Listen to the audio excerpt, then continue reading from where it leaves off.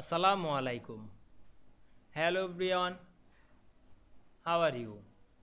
In this video, I am going to show you how to add page number in Word from a specific page 2019. Let's get started. At first we have to open a Word document. Then we want to add page number in Word from specific page. Firstly, go to the another page. Then go to layout menu and click breaks drop down menu. Then choose continuous. Then go back the insert menu and click page number option. Then choose a page number. Then click link to previous. Then go back another page and delete the page number.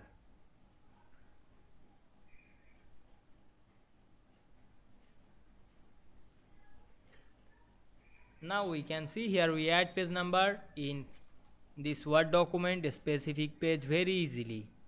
I hope you enjoyed the video. Please like, comment, share and subscribe my channel. Thanks for watching.